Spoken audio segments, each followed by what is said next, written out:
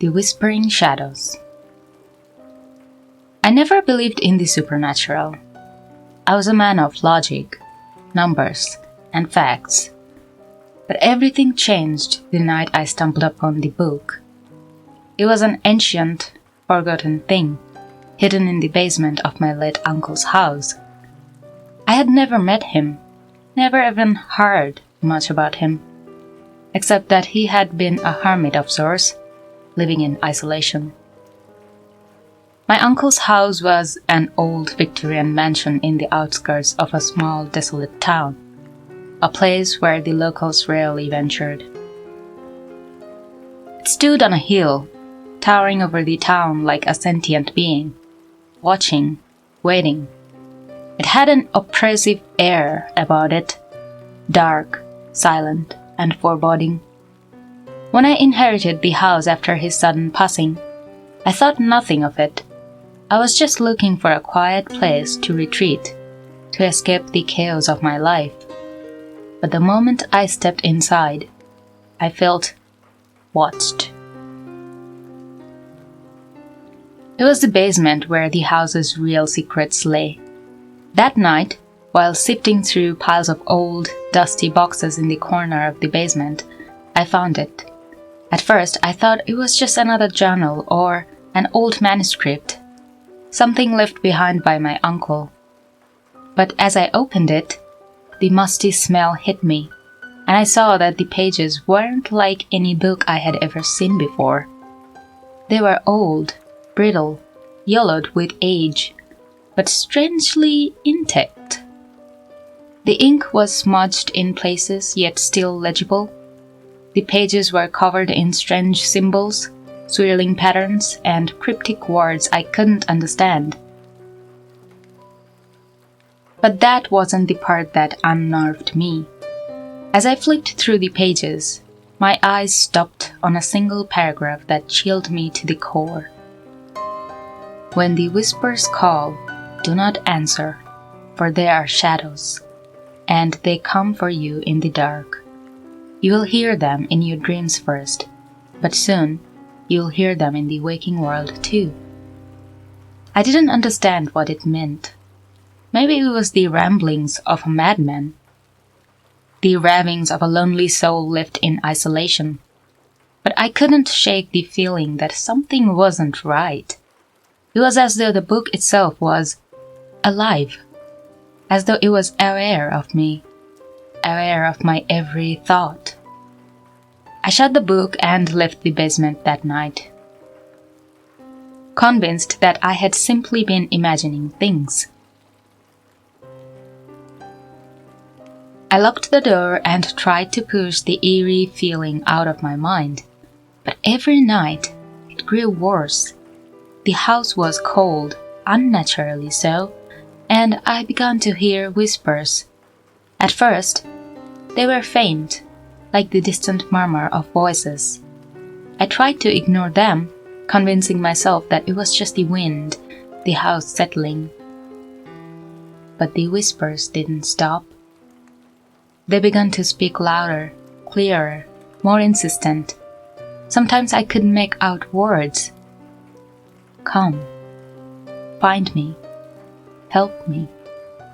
Other times, they were nothing but incoherent mumblings. I thought I was losing my mind. It was just the house, I told myself. It was old, creaky, and full of secrets, and the isolation had started to get to me. But then, it got worse. I began to see shadows. At first, they were small figures out of the corner of my eye, darting past doors and windows, but soon they were unmistakable. They would appear in the dead of night, standing in the dark corners of the room, their outlines jagged and unnatural. They didn't move at first, just stood there, watching, but I could feel them getting closer, edging toward me, as though they were waiting for something. Then came the dreams. I never slept well after I found the book, but the dreams were the worst part. Every night, I found myself trapped in the same place, a vast, endless hallway stretching out in every direction. The walls were covered in dark, twisting patterns, and the air was thick with a suffocating silence. I would walk down the hallway, my footsteps echoing in the stillness, and every time I turned a corner, I would find more shadows, creeping along the walls. And then the whispers would start, growing louder and louder until they were all I could hear. Come closer. Find us. You cannot escape. And then I would wake up in a cold sweat, my heart pounding in my chest, the whispering still ringing in my ears. But when I would open my eyes, the shadows were there, always just outside my vision, always just beyond my reach. They were waiting. It was during one of these nights when I was at my breaking point that I found something new. I had been too terrified to revisit the basement, but I couldn't take the whispers anymore. I had to know the truth. Armed with a flashlight and the courage of desperation, I descended into the basement once more. The book was still there, on the same dusty shelf where I had left it. But this time, it felt different. The air was heavier, colder. The shadows seemed darker, more oppressive. I opened the book again, and as my eyes scanned the pages, a single line caught my attention. When you hear their voices in your waking world, it is too late. They're already inside. A chill ran down my spine. Suddenly, the whispering grew louder, closer. It was no longer in my mind, no longer just a voice in the wind. It was right behind me. I froze, my heart hammering in my chest, and then I heard it.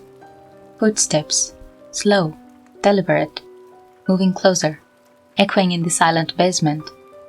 I spun around, but there was nothing there. But I could feel them, watching, waiting. I backed away, my hand clutching the book. My mind racing.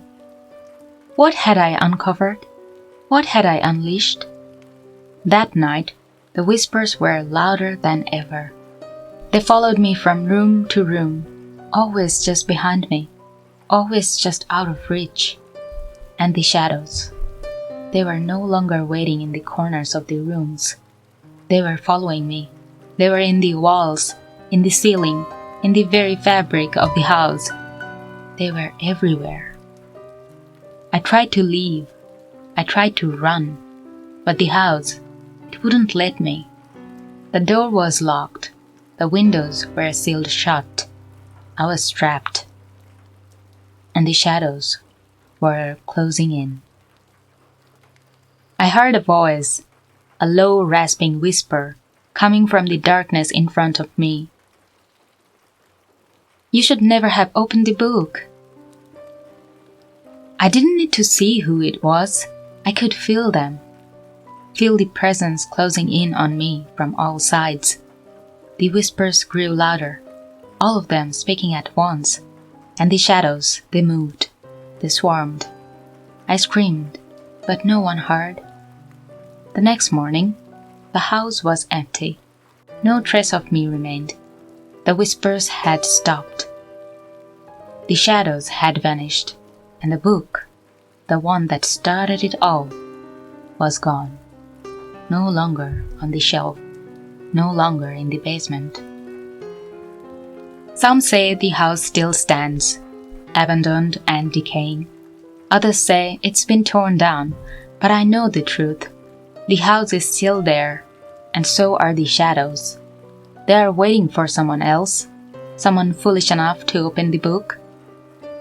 If you ever find yourself in the old town on the outskirts, the one that no one visits, don't go near that house. Don't go near that basement. Don't listen to the whispers, no matter how curious you are. Because once you hear them, it's already too late. You'll be trapped, just like I am, and you'll never escape. Thanks for listening. Hope you enjoyed the story. If you did, please consider liking the video and subscribing for more contents.